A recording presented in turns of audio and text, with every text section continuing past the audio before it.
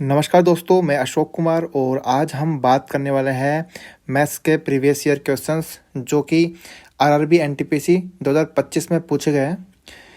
अगर हम देखें तो जो रियल में अगर पेपर है तो 5 जून 2025 में थर्ड शिफ्ट थी। उसके अंदर जो एनटीपीसी का प्री एग्ज़ाम हुआ था 30 क्वेश्चंस मैथ के आए थे और उन्हीं को अपन आज सोल्व करेंगे।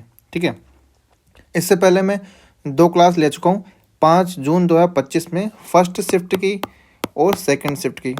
ठीक है, दोनों क्लास में कंप्लीट करा चुका हूँ जिसके अंदर 30 क्वेश्चंस मैंने करवा रखे हैं। ठीक है, अपना टारगेट जो है आरआरबी एनटीपीसी में 2026 में 30 में से 30 क्वेश्चंस सही करना है। इसलिए हम प्रीवियस ईयर के जो सीरीज है वो चला रखे हैं। अभी 2025 में एनटीपीसी का जो एग्ज़ाम हुआ था उसके अंदर जितने भी एग्ज़ाम हुए थे प्री और मेंस के दोनों को मिला के मैं मैथ्स के सारे क्वेश्चंस कंप्लीट कराने वाला हूँ। उसके बाद में अपन 2024 के करेंगे, उसके बाद 2023 के करेंगे। ठीक है, 3-4 साल के सारे जो प्रीवियस ईयर क्वेश्चंस आए वो कंप्लीट कर चुके होंगे अपन। इसके बाद में हम जो है बाकी एग्ज़ाम्स हैं जैसे आरपीएफ है, जेई है, ठीक है, लोको पायलट है, इनके भी रेलवे के जो प्रीवियस ईयर क्वेश्चंस हैं मैथ के उनको भी अपन सोल्व करेंगे। तो प्रीवियस ईयर का जो है अपने पास कलेक्शन बहुत सारा हो जाएगा। इससे अपन को आइडिया और प्रैक्टिस ऐसी हो जाएगी कि आने वाली एग्जाम्स के अंदर अपन को बिल्कुल इसका फ़ायदा होगा। ठीक है, तो हम स्टार्ट करते हैं आज की क्लास।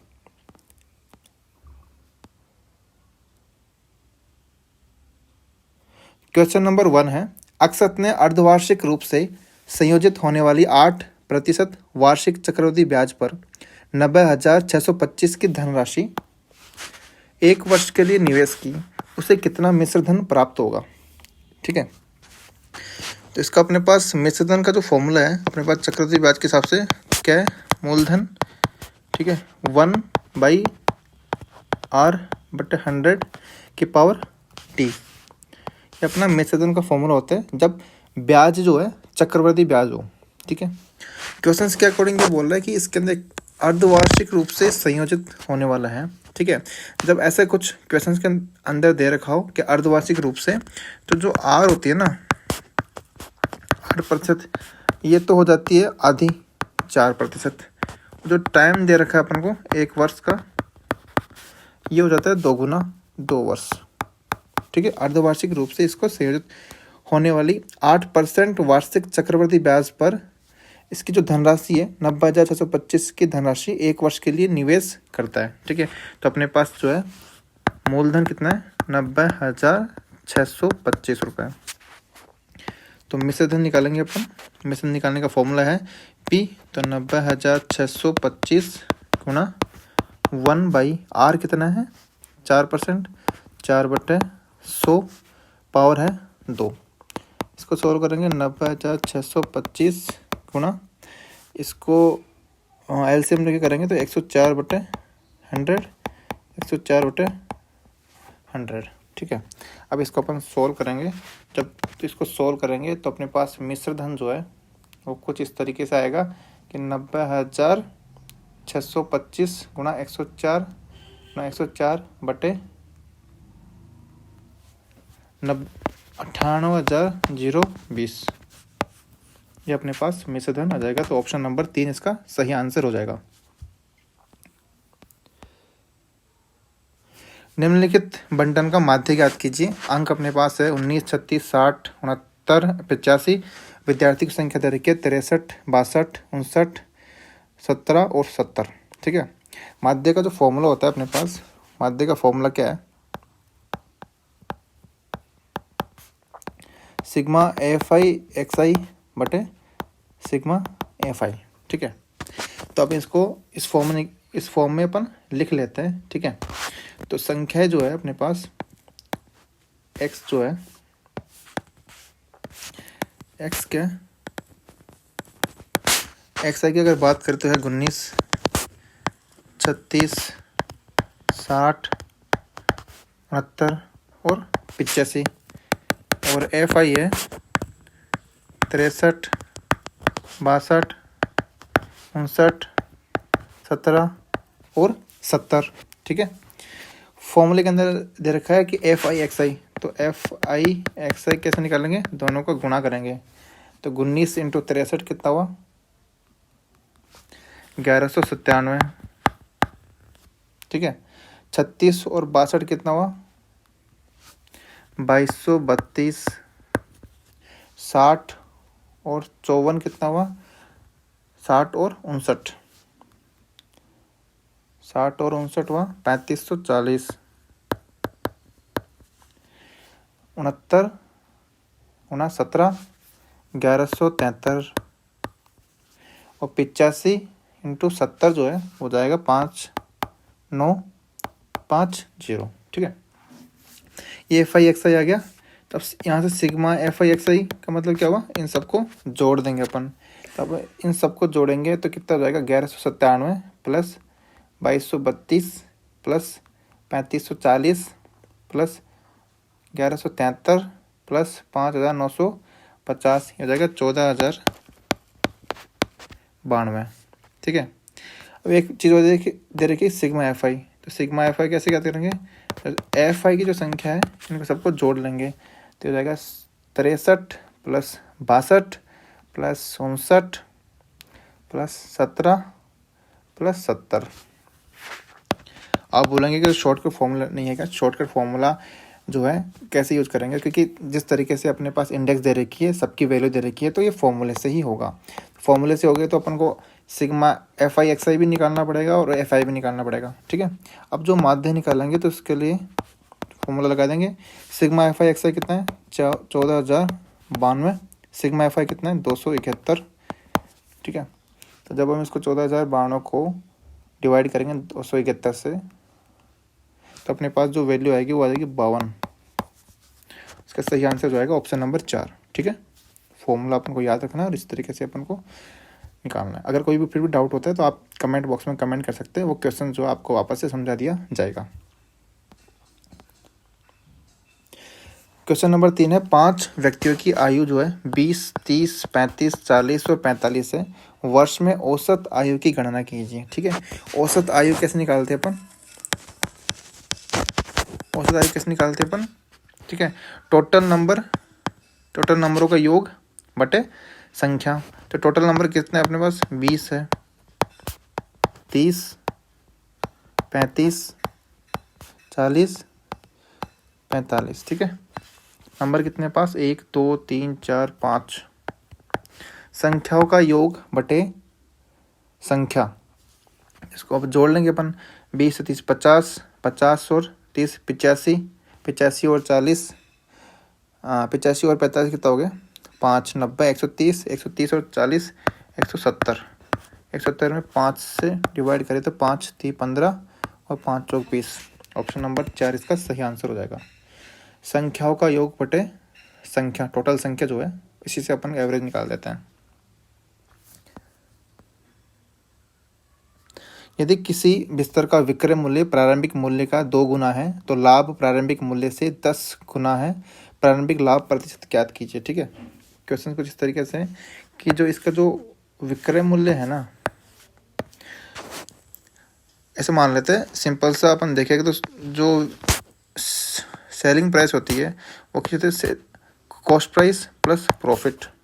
ठीक है। बिल्कुल। विक्रय मूल्य बराबर क्या होता है? क्रय मूल्य प्लस लाभ। ठीक है। अब जो ऐसे बोल रहा है कि विक्रय मूल्य प्रारंभिक मूल्य का 2 गुना है, तो विक्रय मूल्य जो नया वाला विक्रय मूल्य है, ठीक है, वो प्रारंभिक मूल्य का 2 गुना है। तो प्रारंभिक जो विक्रय मूल्य था कितना था? S था, तो ये हो गया 2S। लाभ प्रारंभिक मूल्य से 10 गुना है, तो जो लाभ है, नया लाभ कितना जाएगा? 10P। ठीक है। अब ये बोला प्रारंभिक लाभ प्रतिशत ज्ञात कीजिए, तो लाभ प्रतिशत कैसे निकालेंगे? अब नया वाला फॉर्मूला कैसे जाएगा?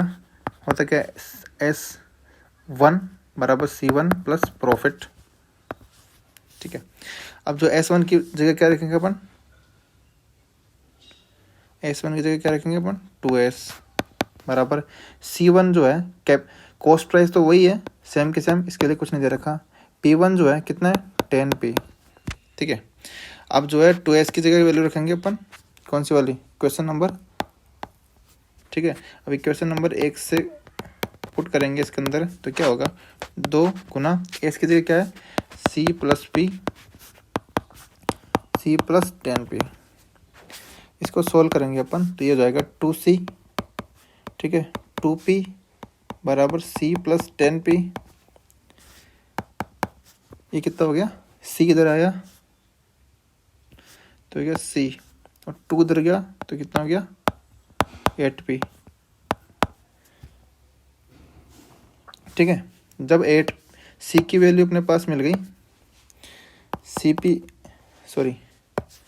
कॉस्ट प्राइस जो है c की वैल्यू अपने पास कितनी आ गई 8p है, और प्रॉफिट कितना है, प्रॉफिट कितना है 10p, ठीक है। तो इससे s जो है वो कितना हुआ 18p हो गया ना। प्रॉफिट निकालेंगे और सेलिंग निकालेंगे, क्योंकि प्रॉफिट है 10p, कॉस्ट प्राइस 8p और सेलिंग हो गया 18p। अब प्रॉफिट निकालेंगे तो प्रॉफिट तो अपने पास दे रखा है, cp कितना है 8 × 100, ठीक है। तो ये कितना हो जाएगा 8 एकम 8, 2 0, 8 दूना 16 और 8 पंचे 20, 12.5%। इसका सही आंसर हो जाएगा ऑप्शन नंबर 3, ठीक है। सीपी निकल गया अपने पास, प्रॉफिट है ही सीपी, तो प्रॉफिट बटे सीपी, ठीक है, प्रॉफिट बटे लाभ बटे क्रय मूल्य इंटू 100, तो ये तो है 12.5% हो जाएगा इसका आंसर। तो पहले एस बराबर सी प्लस पी हो जाएगा, और दूसरा वाला जो है एस डेस जो है कैसे बोलो प्रारंभिक मूल्य, तो प्रारंभिक तो में विक्रय मूल्य कितना था एस था, तो ये 2s हो गया। प्रारंभिक में पी प्रॉफिट ये था, तो अब कितना प्रॉफिट हो गया 10p हो गया। इन दोनों क्वेश्चन को अपन सोल्व करेंगे तो अपने पास जो वैल्यू है वो सी की जो है कॉस्ट प्राइस की क्रय मूल्य की जो वैल्यू है वो 8p आएगी, और दोनों में क्रय मूल्य सेम है, ठीक है। प्रॉफिट अपन को दे रखा था 10p है, क्रय मूल्य निकल गया, तो डायरेक्ट अपन क्या करेंगे, जो प्रॉफिट हुआ है वो इसको निकाल लेंगे, प्रॉफिट परसेंटेज में इसको वो निकालेंगे, तो 12.5% इसका आंसर आएगा। एक नाव को धारा की विपरीत दिशा में 10.2 किलोमीटर जाने में 51 मिनट लगते हैं। स्थिर जल में नाव की चाल और धारा की चाल का अनुपात 7:6 है। नाव को धारा की विपरीत दिशा में 17.7 किलोमीटर और धारा की दिशा में 66.3 किलोमीटर जाने में कुल कितना समय लगेगा, ठीक है। अब ये बोला नाव को धारा की दिशा में, धारा की विपरीत दिशा में, तो धारा की नाव की जो चाल है वो अपन मान लेते हैं x, और धारा की जो दिशा है उसको मान लेते हैं y, ठीक है। धारा की चाल है उसको मान लेते हैं y।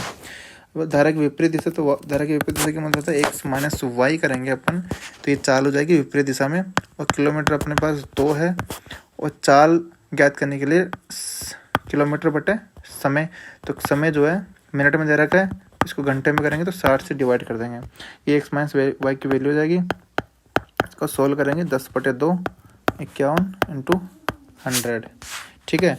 अब जो है पॉइंट को नीचे करेंगे तो ये नीचे होगा 510, 0 से 0 कैंसिल आउट, 51 से 102 को काटा तो 2, और इसकी वैल्यू आ गई 12 किलोमीटर प्रति घंटा, ठीक है। उसके बाद अपन देखेंगे, ये बोल रहा है कि स्थिर जल में नाव की चाल और धारा की चाल का अनुपात ये है, तो यहाँ पे जो x अनुपात जो y की वैल्यू है वो है 7:6, ठीक है। तो नाव को धारा की विपरीत दिशा में 17.7 किलोमीटर और धारा की दिशा में 66.3 किलोमीटर जाने में कुल कितना समय लगेगा, ठीक है। x माइनस वाई की वैल्यू 12 किलोमीटर प्रति घंटा है, और यहाँ पे x माइनस वैल्यू कितना है 1, इनका डिफरेंस कितना 1 की वैल्यू कितनी दे रखी है 12 किलोमीटर प्रति घंटा, 1 की वैल्यू 12 किलोमीटर प्रति घंटा है, तो 7 की वैल्यू कितनी हो जाएगी, तो 7 की वैल्यू हो जाएगी यहाँ पे 12×7 = 84, और 6 की वैल्यू कितनी हो जाएगी 12×6 = 72 किलोमीटर प्रति घंटा, ठीक है। x की वैल्यू आ गई और y की वैल्यू आ गई, ठीक है। अब पूछा क्या इसने कि धारा की विपरीत दिशा में और धारा की दिशा में जाने में कुल कितना समय लगेगा, तो टोटल अपन को टाइम निकालना है। टाइम निकालने के लिए क्या करेंगे, पहले 17.7 किलोमीटर चलेगा किधर विपरीत दिशा में, विपरीत दिशा का मतलब होता है x माइनस वाई, तो x माइनस वाई की लिए स्पीड कितनी दे रखी है 12। दूसरा है 66.3 किलोमीटर चलेगा धारा की दिशा में, तो धारा की दिशा के अंदर दोनों जो है इनका योग कर लेंगे तो ये हो जाएगा 84 प्लस 32। ठीक है, अब जब अपन इनको सोल्व करेंगे तो 17.7/12 ये हो जाएगा 66.3/6 और ये 156।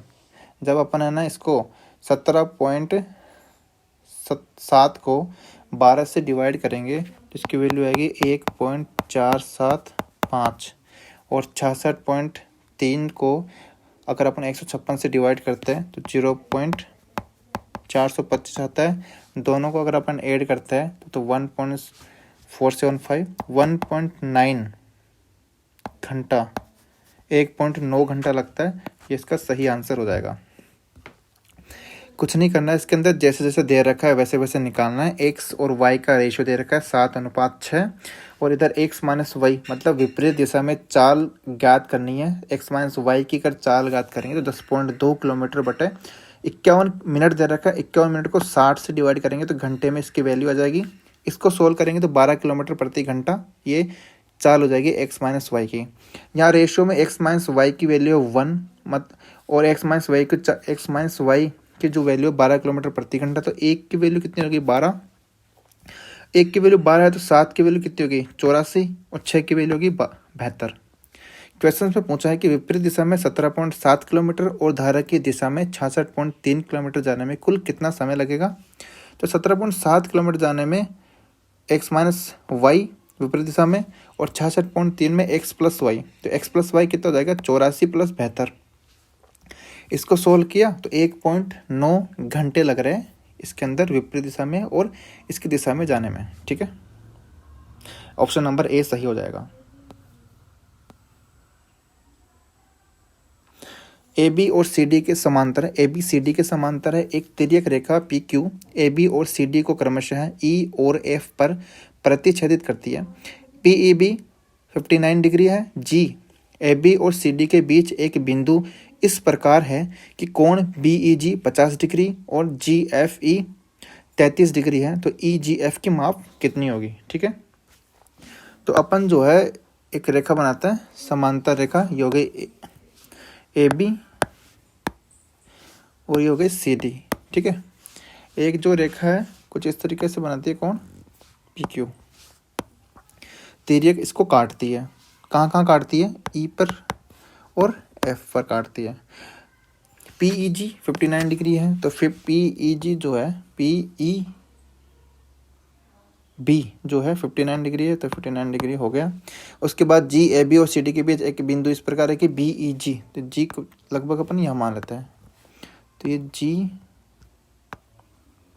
बी ई जी जो है कितना है 50 डिग्री और जी एफ ई जो है वो दे रखा है 33 डिग्री। पूछ रहा है कि ई जी एफ की वैल्यू कितनी है, तो ई जी एफ की वैल्यू कितनी है, इसकी वैल्यू पूछ रहा है, एक्स की वैल्यू पूछ रहा है। ठीक है, अब इसको अपन सोल्व करते हैं। यहाँ की इसकी वैल्यू मान लेते हैं अपन वाई। ठीक है, दो इक्वेशन बनती है, एक तो पी की जो सरल रेखा है उस पर बनने वाले कोणों का योग 180 डिग्री होता है, तो क्या होगा वाई प्लस 59 प्लस 50 बराबर 180 डिग्री। ठीक है, तो वाई प्लस ये कितना हो गया 9 109 डिग्री 180, तो वाई की वैल्यू जाएगी 71 डिग्री। ठीक है, दूसरी ये वैल्यू आ गई। दूसरी त्रिभुज के कोणों का योग कितना होता है 180 डिग्री, तो वाई प्लस एक्स प्लस 33 डिग्री, इसकी वैल्यू 180 डिग्री। ठीक है, तो y की वैल्यू कितनी है 71 प्लस ये x हो गई, इधर 33 बराबर 180 डिग्री, x प्लस ये होगा 3 1 4 104 डिग्री 180 डिग्री, तो x की वैल्यू यहाँ से निकल के आएगी 76 डिग्री। ठीक है, तो ई जी एफ का कोण का मान जो है 76 डिग्री आ जाएगा। इसका सही आंसर ऑप्शन नंबर है।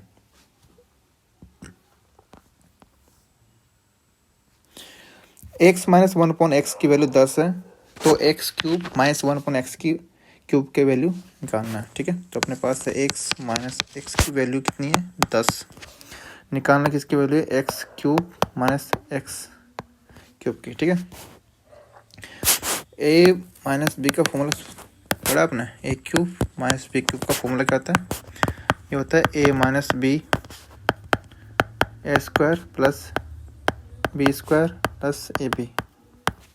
ठीक है, अब जो है x minus one upon x cube, इसको खोलते हैं, कितना आएगा x minus one upon x x square plus one upon x square plus one. ठीक है, ठीक है, तो x minus one upon x की वैल्यू तो अपने पास यहाँ पर अवेलेबल है, ये रही, और x square plus one upon x square plus one की वैल्यू निकालनी है। तो x square plus one upon x square कैसे निकालेंगे, तो एक्स माइनस वन, एक फॉर्मूला और पढ़ा होगा आपने, कौन सा, ये वाला, कि ए माइनस बी का होल स्क्वायर करेंगे तो क्या आएगा A square plus B square minus two A B. तो इससे क्या करेंगे x minus one upon x का होल स्क्वायर को खोलेंगे तो ये आएगा x square plus one upon x square minus to, और इसकी वैल्यू कितनी है x minus one upon x का होल स्क्वायर करेंगे तो 10 का स्क्वायर। ठीक है, तो यहाँ से x square plus one upon x square की वैल्यू कितनी आ गई, ये हो गया 100, तो ये हो गया 102, x square plus one upon x square की वैल्यू आ गई यहाँ पे 2। ठीक है, इसके अंदर पुट कर देते हैं, तब इसके अंदर पुट करेंगे, ठीक है, तो इसके अंदर पुट करेंगे तो क्या आएगा x minus one upon x की वैल्यू है 10, x square plus one upon x square की वैल्यू है 102 प्लस 1। ठीक है, ये हो गया 10 गुणा 103, तो इसकी वैल्यू हो गई 1030 और इसका ऑप्शन नंबर 3 सही आंसर हो जाएगा। ठीक है, बिल्कुल विस्तृत खोल के बताया कि कैसे सोल्व करना है। मैं सोल्व कर रहा हूँ, टाइम लग रहा है क्योंकि मैं समझा रहा हूँ, आप सोल्व करेंगे तो टाइम नहीं लगेगा। था डायरेक्ट खोलना है इसको और वैल्यू पुट करना है। ठीक है,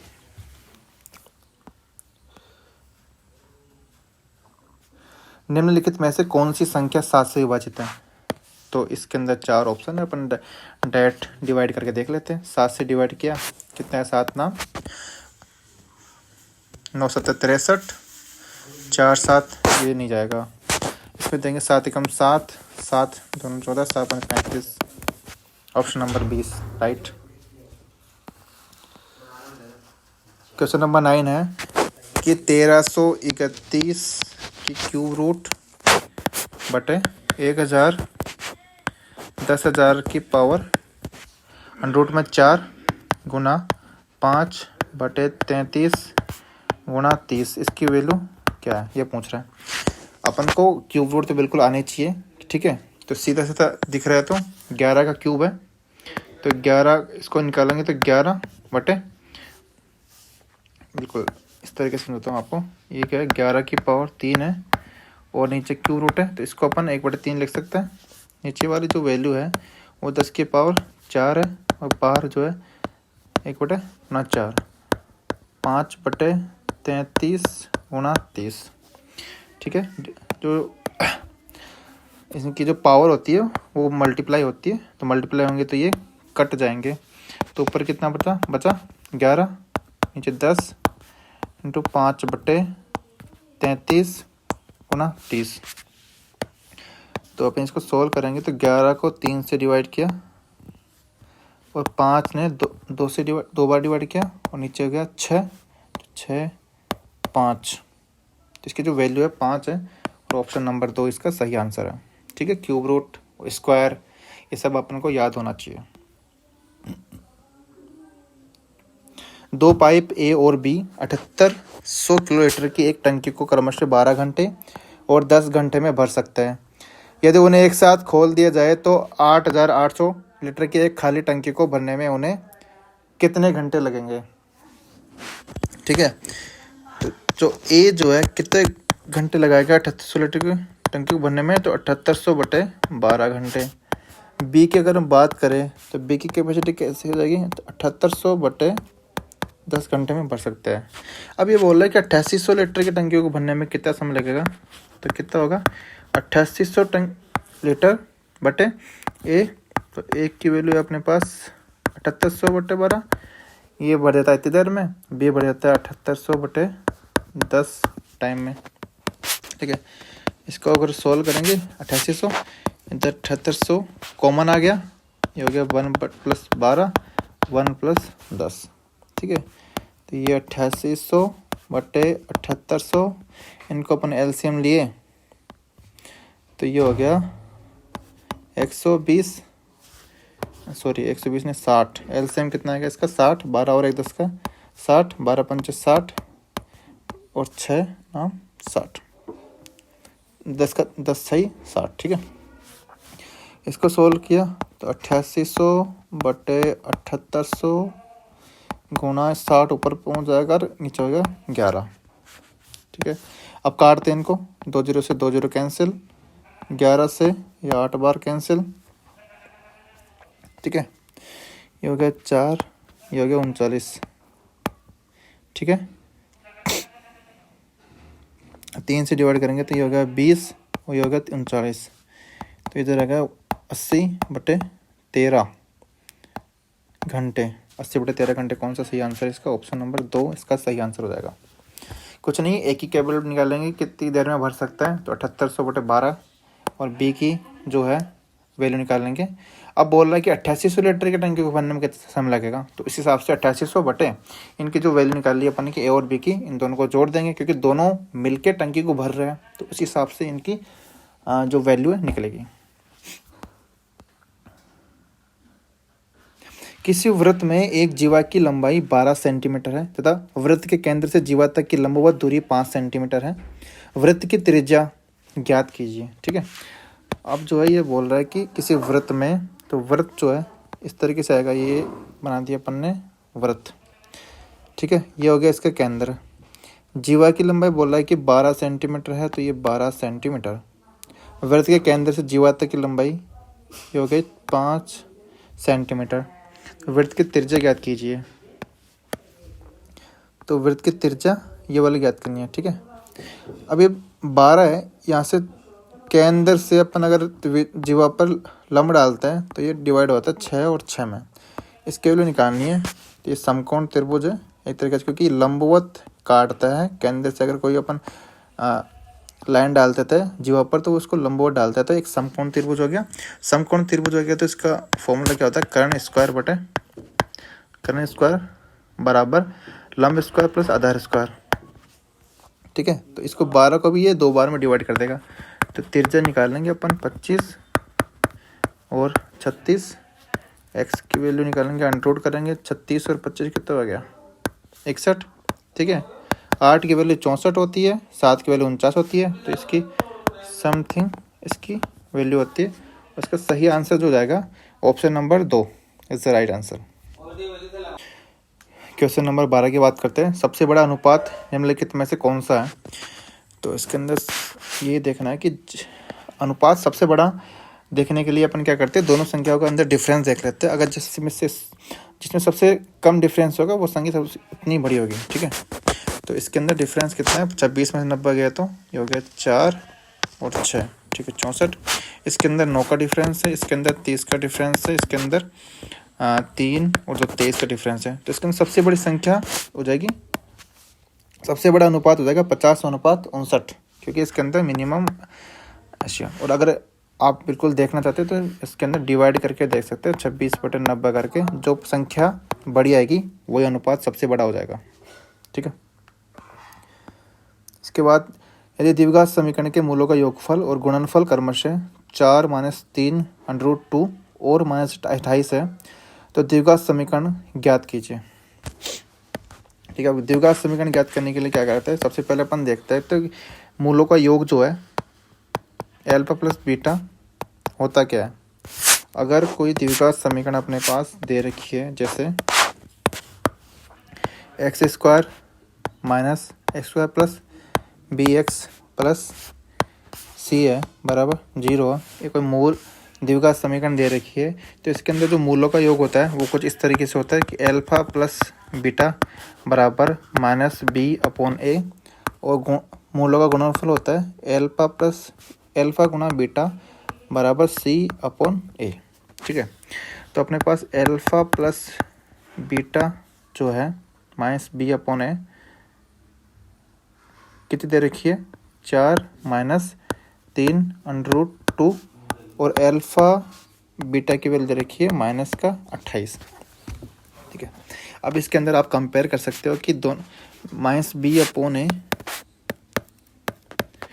की वैल्यू 4 माइनस रूट 3 और सी अपॉन ए की वैल्यू माइनस 28 कहाँ पर है।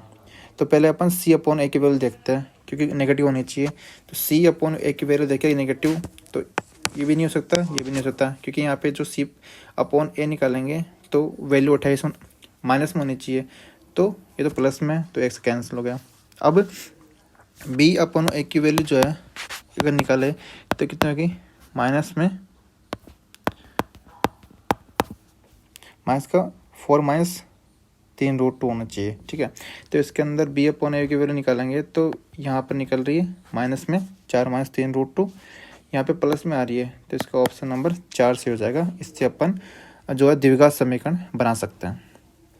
ठीक है, मूलों का योग मतलब मूलों का योग और गुणा का गुणनफल से क्या होगा, अपने पास ए बी सी की जो कंपैरिजन वैल्यू है वो निकल के आती है, जिससे अपन बी अपॉन ए और सी अपॉन ए का कंपैरिजन करके द्विघात समीकरण बना सकते हैं।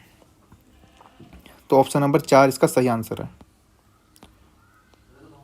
साधारण ब्याज पर कोई धनराशि 5 वर्षों में किस ब्याज दर पर स्वयं की 2 गुना हो जाएगी। ठीक है, इसके अंदर ऐसे बोल रहा है कि साधारण ब्याज के अंदर 5 वर्षों में कोई मूलधन है पी, ठीक है, 5 साल के अंदर ये हो गया 2 गुना 2p।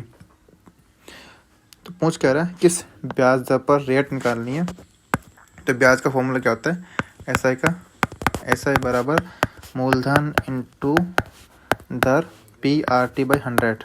ठीक है, एसआई कितना है, दोनों का डिफरेंस कितना हो गया यहाँ पे ब्याज में, मतलब पी मिल रहा है ब्याज, तो पी ब्याज मूलधन अपना पी है, आर निकालना है, टी की वैल्यू कितनी है 5 वर्ष बाई 100, पी से पी कैंसिल, आर की वैल्यू कितनी जाएगी 100/5 मतलब 20%। तो इसका सही आंसर हो जाएगा ऑप्शन नंबर 3। एक टेस्ट में 5 विद्यार्थियों द्वारा प्राप्त अंक 45, 67, 80, 56, 72 है। अंकों का परिसर ज्ञात कीजिए। अंकों का परिसर होता क्या है, मिनिमम मतलब maximum number minus minimum number होता है, वही इसका परिसर होता है। ठीक है, तो मैक्सिमम नंबर कितना है यहाँ पे 80 है, मिनिमम नंबर कितना है यहाँ पे 45 है, तो कितना है 35। ठीक है, ये इसका सही आंसर है 35, ऑप्शन नंबर 2। एक ऊर्ध्वाधर छड़ी की लंबाई और उसकी छाया का अनुपात 2:√12 है। सूर्य का उन्नयन कोण ज्ञात कीजिए, मतलब कोण का मतलब ना निकालना है। ठीक है, तो कुछ इस तरीके से ही ये अपना समकोण त्रिभुज है, इसकी लंबाई और छाया का अनुपात, छाया तो ये हो गई, लंबाई ये हो गई। ठीक है,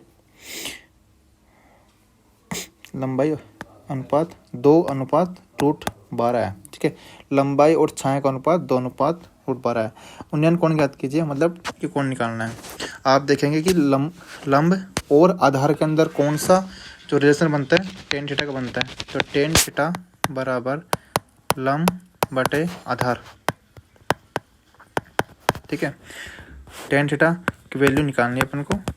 लंब कितना है अपने पास 2, आधार कितना है 12।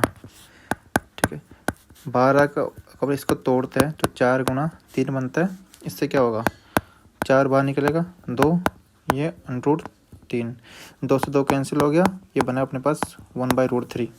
टेन थीटा की वैल्यू 1/√3 कब आती है, जब थीटा जो है 30 डिग्री होता है, तो इसके जो आंसर है कोण का मान 30 डिग्री आएगा। एक चुनाव में 2 उम्मीदवार थे, एक उम्मीदवार को 48% वोट मिले और वह दूसरे उम्मीदवार से 756 वोटों से हार गया। डाले गए कुल वोटों की संख्या ज्ञात कीजिए। ठीक है, 2 उम्मीदवार अपने पास ए और बी, इसको 48% वोट मिलते हैं, तो दूसरे को कितने परसेंट वोट मिलेंगे 52% मिलेंगे, क्योंकि टोटल 100% वोट हुए। ठीक है, जिसके अंदर 48% वोट इसको मिलेंगे और बी को मिलेंगे 52% वोट। ये जो 756 वोटों से हार गया, मतलब हारने के लिए 4% डिफरेंस है और 4% की जो वैल्यू है वो है 756। ये बोल रहे डाले गए कुल वोटों की संख्या निकालनी है, ठीक है। तो 4% की वैल्यू 756 है, तो 100% की वैल्यू कितनी जाएगी, 756/4 इंटू 100, ठीक है। मल्टीप्लाई के 4 एकम 4, 3 5, 4 अंटे 32, 4 नाम 36, ये हो गया 189 और 100 से मल्टीप्लाई किया तो 18,900। इसका सही आंसर जो आएगा ऑप्शन नंबर 3, ठीक है। इसके बाद में क्वेश्चन नंबर है 18। लाल हरे गुलाबी टोकन वाले एक बैग में लाल और हरे टोकन का अनुपात 7:20 था, जबकि गुलाबी और लाल टोकन का अनुपात 15:12 था। हरे और गुलाबी टोकन का अनुपात कितना होगा, ठीक है। रेड जो है, रेड, ग्रीन और पिंक, इनका जो रेशियो अपने पास दे रखा है, ठीक है। तो रेड और ग्रीन टोकन का अनुपात है 7:20 और गुलाबी और लाल टोकन का अनुपात 15:12 है। गुलाबी 15:12 और लाल टोकन का 12। तो इनको अपन क्या रीअरेंज करते हैं, तो अपन रीअरेंज करने के लिए क्या करेंगे, इस पी को जो है यहाँ पे लाएंगे ताकि अपना रेशियो सही हो। अब जो है, ठीक है, अब ये बोल रहा है हरे और गुलाबी गुलाबी और लाल टोकन का अनुपात, गुलाबी और लाल टोकन का अनुपात 15:12 है, ठीक है। तीनों आगे। अब जो है अपन क्या करेंगे, सोल्व करने के लिए रेशियो को सोल्व करने के लिए ऐसा करते हैं, इसके सामने संख्या कौन सी है 7, इसके सामने की संख्या कौन सी है 12, ठीक है। अब इसको मल्टीप्लाई करते हैं, 15 7 105, ठीक है, 12 7 84 और ये 12 2 24 240। इसको सोल्व करेंगे अपन, 3 3 9, 3 5 15, 3 2 6, 3 अंटे 24 और 3 अंटे 24। पूछ कह रहा है हरे और गुलाबी का अनुपात पूछ रहा है, हरे ग्रीन का और गुलाबी का अनुपात पूछ रहा है। तो 80:35 होगा और 5 से डिवाइड करेंगे, ठीक है। तो 5 से अनुपात 5, 16:7, ये इसका सही आंसर हो जाएगा ऑप्शन नंबर 2, ठीक है।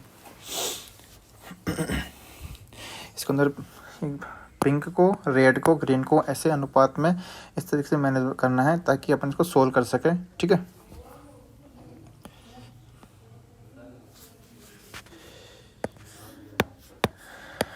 क्वेश्चन अपने पास 144, ठीक है। ये डिवाइड का रूल है, 18/4 गुणा 7 + 7 माइनस 5 + 8 माइनस 9 + 2, ठीक है। ये अपने पास इक्वेशन है, ठीक है। अब इक्वेशन को सोल्व करेंगे तो क्या आएगा, ये आएगा 144 ऐसे कैसे। अब जो ये 9 + 2 कितना हो गया 11, 5 + 8 कितना क्या 13, 13 में से 11 गया तो 2 बच गए, तो ऐसे कैसे अपन हटा देंगे, 7 + 7 माइनस 13 में से 11 गया तो 2। अब 7 7 14, 7 7 14 हो गया, ये हो गया 2, 14 में से 2 गया तो 12। तो 144 18/4 12, ठीक है। 4 से डिवाइड किया 12 को तो 4 दिया 12, 144 ये हो गया 36 38 54, 54 से डिवाइड किया 6 बार, इसका आंसर ऑप्शन नंबर 2। इस इक्वेशन सोल्व करेंगे तो अपने पास संख्या आएगी वो आएगी, ठीक है। सबसे पहले अपन क्या देखते हैं, ब्रैकेट को सोल्व करते हैं, सबसे छोटे ब्रैकेट को सोल्व करते हैं। सबसे छोटा ब्रैकेट ये है, उसके बाद इसको जब खोलेंगे तो इसके बाद में ये वाला ब्रैकेट आएगा, इसको सोल्व करेंगे और फिर लास्ट में इस वाले ब्रैकेट को सोल्व करेंगे, ठीक है। ब्रैकेट का यूज़ तो ऐसे करना है, इसके अलावा बोर्ड मास रूल्स है वो हमेशा फॉलो करना है। सबसे पहले भाग और गुणा को सोल्व करना है, उसके बाद प्लस और माइनस को सोल्व करना है, ये अपना क्रम रहेगा। इसके बाद बात करते हैं क्वेश्चन नंबर 20 के। आलोक, गीता, सुरेश ने एक व्यवसाय शुरू करने के लिए क्रमशः 56,000 रुपये, 52,000 और 69,000 रुपये का निवेश किया। वर्ष के अंत में अर्जित कुल लाभ 76,700 रुपये है। अर्जित कुल लाभ का 31% दान में दिया जाता है और शेष को उनके निवेश के अनुपात में उनके बीच विभाजित किया जाता है। सुरेश का हिस्सा कितना होगा? ठीक है, अभी अपन इसको सोल्व करते हैं।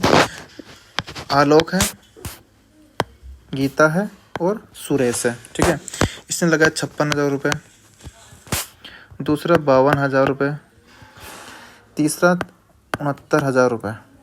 ठीक है, तो इनका रेशियो देख लेते हैं।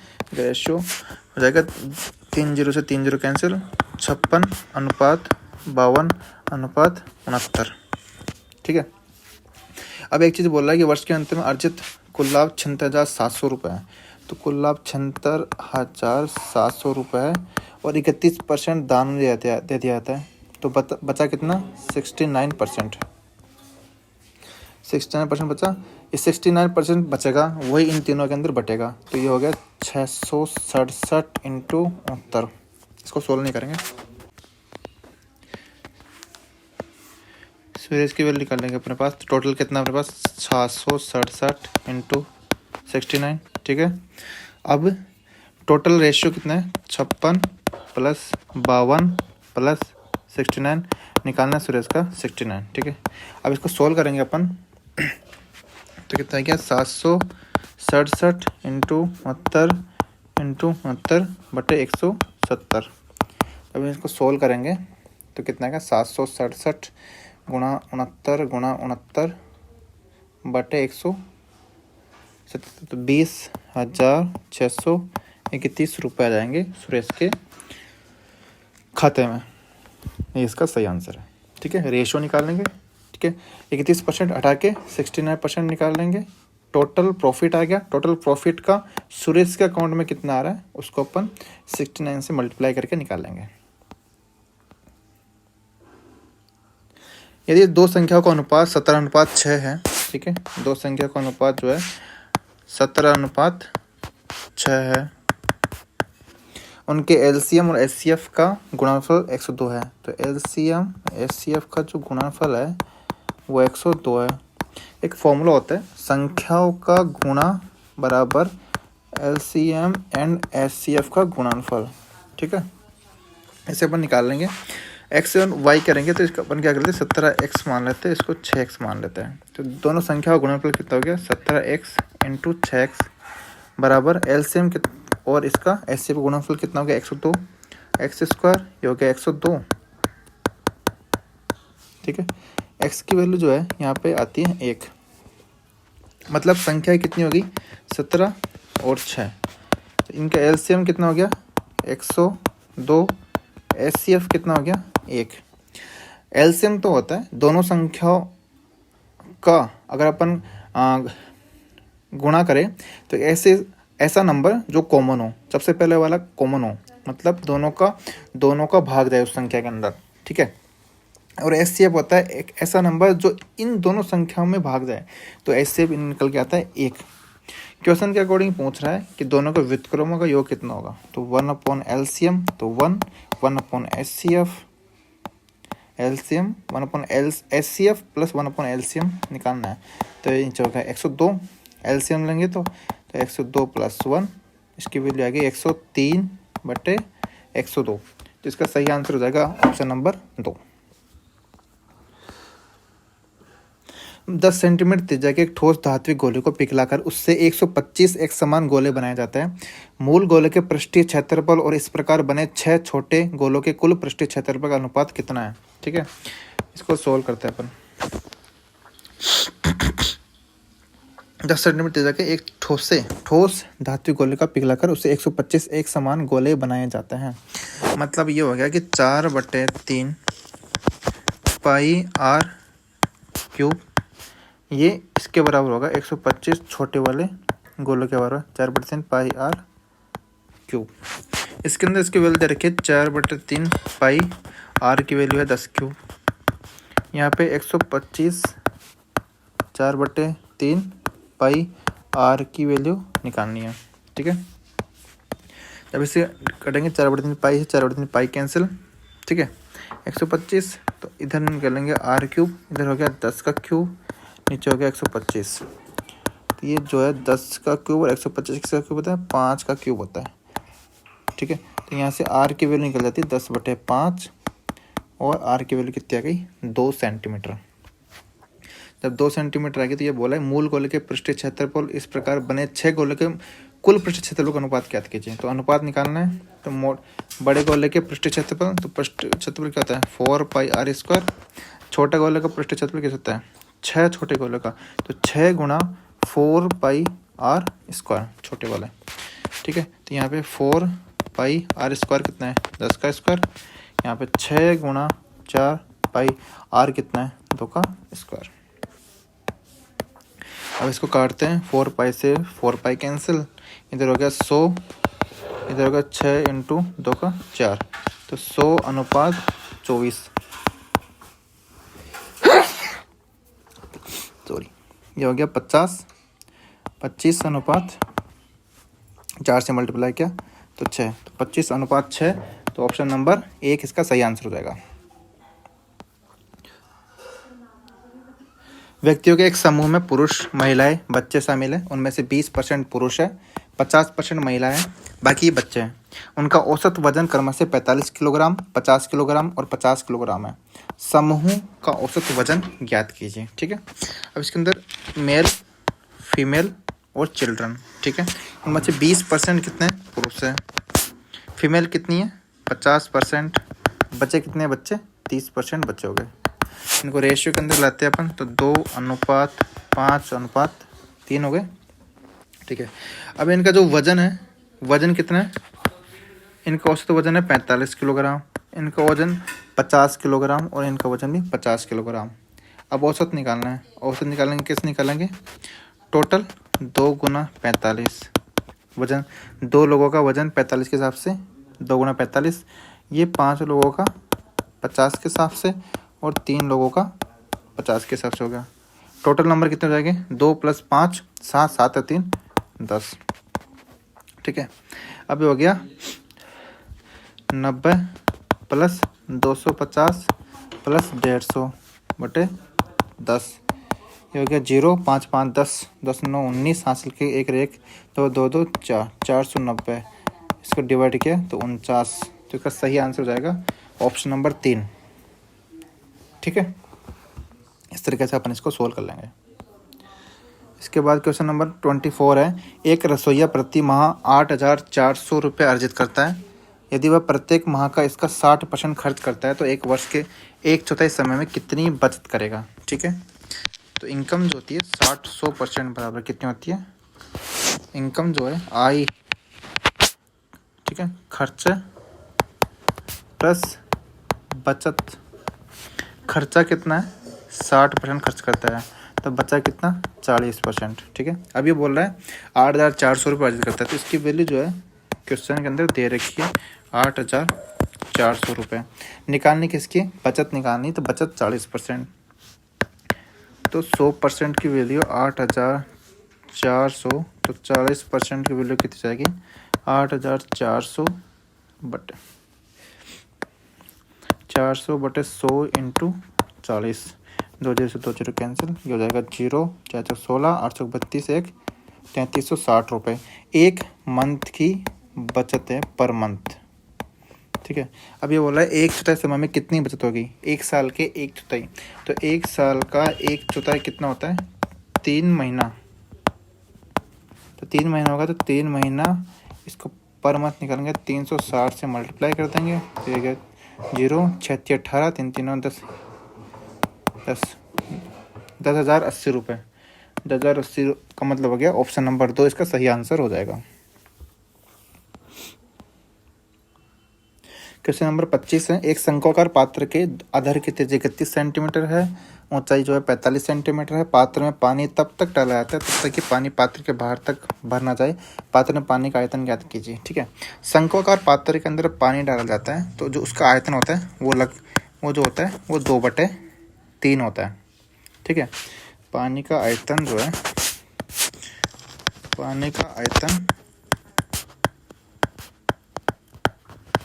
इसके शंक्वाकार आयतन का 2/3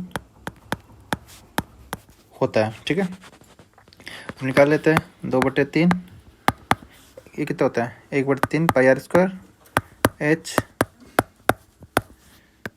हो गया 2/3 इंटू 1/3 पाई। आर की वैल्यू कितनी दे रखी है 31, तो 31 गुणा 31, हाइट दे रखी है 45। जब इसको अपन सोल्व कर लेते हैं, अगर सोल्व करेंगे तो अपने पास जो वैल्यू आती है वो आती है कि 2 गुणा 31 गुणा 31 गुणा 45 बटे 9, 9610 पाई। ये अपना आंसर है। ऑप्शन नंबर 4 इसका सही आंसर हो जाएगा। रॉबिन और वरुण मिलकर एक हॉल को 6 दिनों में पेंट कर सकते हैं। रॉबिन अकेले इसे 42 दिनों में पेंट कर सकता है। वरुण अकेले इसे कितने दिनों में पेंट करेगा? ठीक है, तो अपने पास है कि रॉबिन जो और वरुण जो है इसको 6 दिनों में कंप्लीट करता है। रॉबिन इसको 42 दिनों में पेंट कर सकता है। वरुण इसे कितने दिनों में पेंट करेगा? तो दोनों का एलसीएम कितना होता है? 12। रॉबिन और वरुण की कैपेबिलिटी कितनी है? 7 बार, ये हो गया 1। ठीक है, ऐसे वरुण है 7 में से 1 तो 6। वरुण की कितनी जाएगी? 42/6 करेंगे तो 7 दिन में। वरुण जो है इसको 7 दिन में पेंट कर सकता है। ऑप्शन नंबर 2 इसका सही आंसर है। अरविंद की आयु जो है 40 वर्ष है। अरविंद की आयु 40 वर्ष है और आशा की वैल्यू जो है 25 वर्ष है। अब से कितने वर्ष पहले अरविंद की आयु और आशा की आयु की 4 गुनी होगी? सिंपल सा अनुपात निकाल लेते हैं कि x अगर 40 में से x घटा देंगे, मतलब x साल पहले का जो अनुपात है वो कितना आना चाहिए? 4:1 आना चाहिए। इसको सोल्व कर लेंगे। 40 माइनस x बराबर 4 इंटू 25 माइनस x, तो 40 माइनस x बराबर होगा 100, इसको 4x। 100 इधर गया तो कितना बचा? 60। x इधर गया तो 3x। x की वैल्यू आ गई अपने 20, मतलब 20 साल पहले इनका जो अनुपात था वो 4:1 में था। तो इसका सही आंसर हो जाएगा ऑप्शन नंबर 3। इसके बाद क्वेश्चन नंबर 28 की बात करते हैं कि वस्तु 1300 रुपये में खरीदी गई, इसकी कीमत 35% अधिक थी। इसके बाद इसे अंकित मूल्य पर 20% की छूट पर बेचा गया। इस सौदे पर प्रतिशत लाभ कितना होगा? ठीक है, सीपी जो अपने पास कितना है? 1300 रुपये है। ये बोले इसकी कीमत जो है 35% अधिक अंकित करेगी। इसका मतलब जो है ये जो है 135% है। सॉरी, ये तो हो गया 100%। ठीक है, और एमआरपी जो है इसके लिए बोला है कि 35% अधिक अंकित की गई, तो 135% इसकी एमआरपी हो गई। इसके बाद इस अंकित मूल्य पर 20% छूट पर बेचा गया, तो एमआरपी निकाल लेते हैं पहले। तो 1300 जो है किसकी वैल्यू है? 100 की वैल्यू है, निकालनी है अपन किसकी वैल्यू है? 135 की वैल्यू निकालनी है। ठीक है, इसको मल्टीप्लाई करेंगे तो 135 को किससे मल्टीप्लाई करें? 13 से, तो 1755 आ जाएगा। ठीक है, 2 0 से 2 0 कैंसिल, 13 को 135 से मल्टीप्लाई किया तो 1755 आ गया। ठीक है, एमआरपी आ गई। अब एमआरपी से सेलिंग प्राइस जो है निकालेंगे कैसे? 1755, सॉरी ऐसे निकालेंगे। जो छूट दी गई है किस पे दी गई है? एमआरपी पे। तो एमआरपी का जो डिस्काउंट दे रखा है कितना दे रखा है? 20% दे रखा है। तो 20% मतलब 80% की जो वैल्यू है वो सेलिंग प्राइस के बराबर आ जाएगी। ठीक है, तो एमआरपी वैल्यू 1755 इंटू 80/100, ये सेलिंग प्राइस की वैल्यू आ गई। तो सेलिंग प्राइस की वैल्यू कितनी आ गई यहाँ पे? बटे 1404। सीपी अपने पास है, एसपी अपने पास है, तो प्रॉफिट कितना हो गया? 1404 माइनस 1300, 104। प्रॉफिट परसेंटेज में कितना हो जाएगा? 104 बटे सीपी कितना है? 1300, 13 × 104, 8% इंटू 100 करेंगे तो 8% इसकी वैल्यू आ जाएगी। सीपी अपने पास से एमआरपी निकाल लेंगे। एमआरपी से अपन डिस्काउंट दे रखा है, एसपी निकाल लेंगे, मतलब क्रय मूल्य से विक्रय मूल्य निकाल लेंगे। विक्रय मूल्य और क्रय मूल्य माइनस करेंगे तो 104 रुपये का प्रॉफिट हो गया। परसेंटेज में निकालेंगे तो 104/1300 इंटू 100, 8%। एक टैक्सी स्टैंड से 2 टैक्सी 29 मिनट के अंतराल पर 4 किलोमीटर प्रति घंटा की चाल से चलती है। ठीक है, दोनों टैक्सी एक ही दिशा में यात्रा करती है। टैक्सी स्टैंड की ओर विपरीत दिशा में आ रहा एक आदमी 12 मिनट के अंतराल पर टैक्सियों से मिलता है। आदमी की चाल कितनी होगी? ठीक है, अब इसके अंदर क्या है, अपन देखें तो टैक्सियों की जो चाल है, टैक्सी की जो चाल है वो कितनी है यहाँ पे? 54 किलोमीटर प्रति घंटा। टाइम कितना ले रहा है ये? 29 मिनट का अंतराल लग रहा है। 29 मिनट का अंतराल लग रहा है, मतलब घंटे में करेंगे तो 29/60। ठीक है, अब जो है आदमी जो है टाइम कितना ले रहा है यहाँ पर? 12 मिनट का। 12 मिनट मतलब 12/60। अब जो टैक्सियों के बीच की दूरी, जो अंतराल है डिस्टेंस का, वो निकालते हैं। तो टैक्सियों के बीच की दूरी निकालते हैं। तो एक तो दूरी जो है टैक्सियों की वैसे निकाल लेते हैं टाइम के हिसाब से। टैक्सियों के बीच की दूरी, इनका जो टाइम अंतराल है और चाल जो है उसी हिसाब से निकाल लेते हैं। तो कितना होगा? 54 किलोमीटर प्रति घंटा और 29/60। अब जो आदमी जो है ट्रेवल किया है, दोनों टैक्सियों से निकला है, एक टैक्सी ये जा रही है, एक टैक्सी ये जा रही है। अगर इधर से एक आदमी निकल रहा है विपरीत दिशा के अंदर, तो इसने क्या कितना टाइम लिया है? 12 मिनट का टाइम लिया है। तो 12 मिनट का टाइम लिया है, तो इसकी जो स्पीड है और इसकी जो टैक्सियों की स्पीड है दोनों ऐड हो जाएगी, दोनों ऐड होगी ना।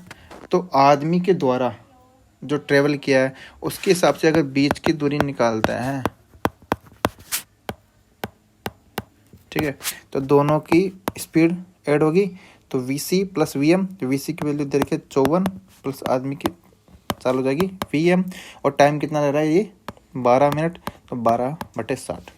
एक इक्वेशन ये आ गई, एक इक्वेशन ये आ गई। दोनों को सेम बराबर कर लेते हैं। दोनों को बराबर कर लेंगे तो यहाँ से आदमी की चाल निकल के जाएगी। तो आदमी की चाल जो है यहाँ से सोल्व करते हैं अपन थोड़ा सा, कैसे होगा? ठीक है, 54 गुणा 29/60 बराबर 54 + VM 12/60। ठीक है, अब इसको सोल्व किया अपन ने तो 60 से 60 कैंसिल।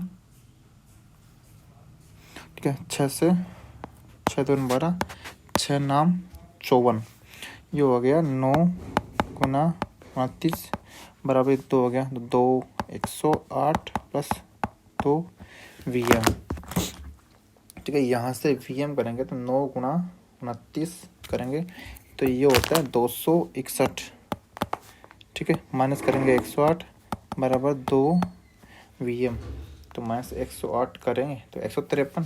तो VM की जो वैल्यू है वो 153 आ गई, और बटे 2 करेंगे तो 7 76.5। तो ऑप्शन नंबर इसका 3 सही हो जाएगा। ठीक है, दो तरीके से टैक्सियों के बीच की डिस्टेंस निकाल सकते हैं कि दोनों के बीच का अंतराल समय उस हिसाब से निकालेंगे तो ये आएगा।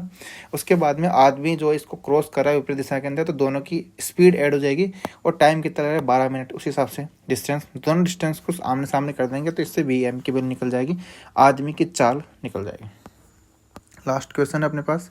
एक विक्रेता ने 1 रुपये में 4 चॉकलेट बेची, तो ये हो गया SP। 100% का लाभ हुआ तो इससे 1 रुपये में कितनी चॉकलेट खरीदी थी? ठीक है, तो CP × 100% लोग प्रॉफिट हुआ, तो मतलब 200% बटे 100 बराबर 1/4 है।